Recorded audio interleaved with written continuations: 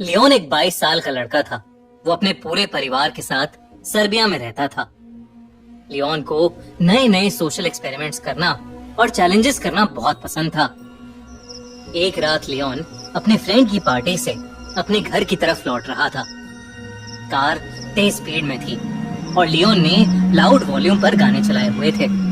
अचानक उसकी गाड़ी के सामने एक अजीब सी दिखने वाली औरत आ गई। लियोन ये देखकर बौखला गया और उसने गाड़ी का स्टीयरिंग व्हील पूरी तरह घुमा दिया।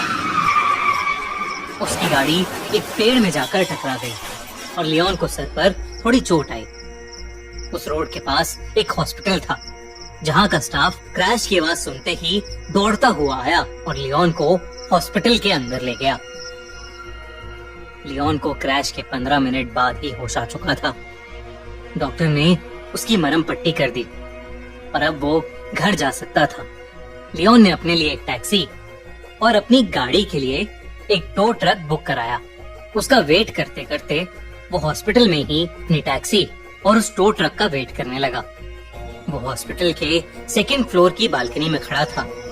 वो बार बार उस औरत के बारे में सोचने लगा जो अचानक उसकी गाड़ी के सामने आ गई थी, मगर उसे लगा कि शायद वो उसके मन का कोई वहम होगा। उस बालकनी से लियोन को उसकी क्रैश गाड़ी साफ नजर आ रही थी। उसने अपने मॉम डैड को अपने एक्सीडेंट के बारे में इन्फॉर्म करने के लिए फोन निकाला ही था कि उसका ध्यान अचानक गाड़ी से कुछ दूर लगी एक स्ट्रीट लाइट पर गया। उस स्ट्रीट लाइट के नीचे उसे वही औरत दिखी जो उसकी गाड़ी के सामने आ गई थी। वो उस स्ट्रीट लाइट के नीचे बेहद अजीब तरीके से डांस कर रही थी। लियोन उसे देखकर बहुत चौंक गया और अपने फोन से उसे रिकॉर्ड करने लगा कि तभी लियोन के फोन पर किसी का कॉल आ गया।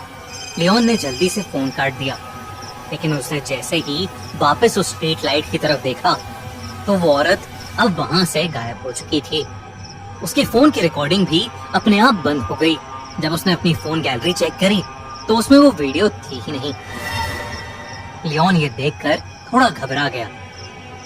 उसके कुछ ही देर में उसकी कैब वहां आ गई, इसलिए और वो तुरंत वहां से निकल गया, मगर वो अभी भी काफी बौखलाया हुआ नजर आ रहा था।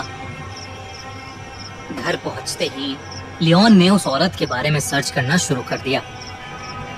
जब उसने इंटरनेट पर देखा तो उसके होश उड़ गए।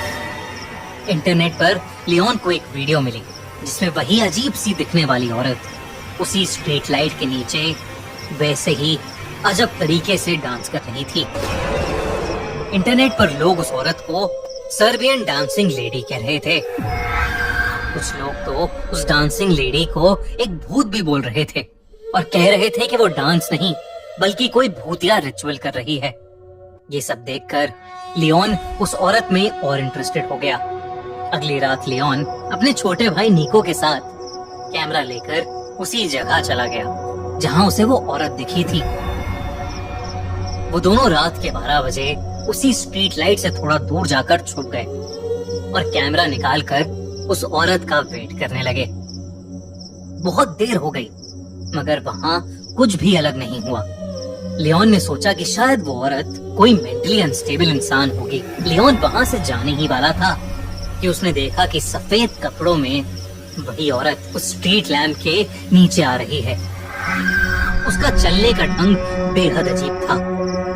बहुत ही अटपटी चाल थी उसकी। जैसे ही लियोन ने उस औरत को देखा उसने कैमरा में रिकॉर्डिंग शुरू कर दी। वो औरत उस स्ट्रीट लैम्प से नीचे आई और दोबारा वैसे ही अब नॉर्मल तरीके से डांस करने लगी। इस बार लियोन ने देखा कि उस औरत ने अपने हाथ में एक चाकू भी पकड़ रखा है। उस औरत के बाल उसका चेहरा ढक रहे थे और इसलिए लियोन उसका पूरा चेहरा ढंग से नहीं देख पा रहा था। अचानक ही वो औरत डांस करते करते रुक गई और देखते ही देखते उस औरत की हड्डियां चटकने लगी और उसके हाथ और पैर अजीब तरीके से मुड़ने लगे।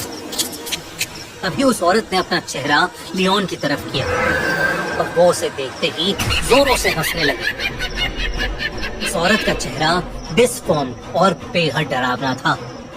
वो अब धीरे धीरे लियोन और निको की तरफ चलकर आ रही थी। लियोन और निको ये सब देखकर बहुत डर गए। वो फौरन अपनी कार की तरफ भागे। जैसे ही लियोन अपनी कार के पास पहुंचा तो उसने देखा कि निको उसके साथ नहीं है। लियोन ने नजर घुमाई तो उसने देखा कि निको उस डांसिंग लेडी के पास खड़ा था। ऐसा लग रहा था कि निको उसके वश में है। लियोन ने निको को जोर से आवाज लगाई और निको मानो वापस होश में आ गया हो। निको जल्दी से वापस कार की तरफ भागा और लियोन और निको दोनों कार में बैठकर वहां से निकलने लगे। जब लियोन ने आसपास देखा तो वो डांसिंग लेडी कहीं नहीं थी, लेकिन फिर अचानक ही वो लियोन की कार के सामने आ गई। उसे देखकर लियोन की रूह कांप गई, लेकिन लियोन ने अपनी कार नहीं रोकी। लियोन की कार उस डांसिंग लेडी के आर पार हो गई और जब लियोन ने अपने रियर व्यू मिरर से पीछे देखा तो वो डांसिंग लेडी उस रोड पर खड़ी लियोन को ही घूर रही थी और फिर अचानक वो हवा में कहीं गायब हो गई। उस रात वो दोनों जैसे तैसे घर पहुंचे और चुपचाप सो गए। अगले दिन निको ने लियोन को बताया कि उस डांसिंग लेडी ने पिछली रात निको से कहा कि वो खुद डेथ है और वो जिसको भी देखेगी वो उससे उसकी सबसे करीबी चीज छीन लेगी। इस इंसिडेंट के कुछ ही दिनों में कुछ ऐसा हुआ जिसने लियोन और निको की जिंदगी हमेशा हमेशा के लिए बदल दी। एक रात लियोन और निको की माँ एक्सीडेंट में मारी गई। उनका एक्सीडेंट भी उसी स्ट्रीट लैम्प के नीचे हुआ था जहां लियोन ने उस डांसिंग लेडी को देखा था। कभी कभी तो उस दिन के बाद से लियोन और निको को अक्सर उस डांसिंग लेडी के सपने आते हैं। बल्कि निको की हालत तो इतनी खराब हो गई कि वो कभी कभी रात में अपने घर से निकलकर बाहर सड़क पर उसी डांसिंग लेडी की तरह वैसा ही अजीब डांस करने लगता है।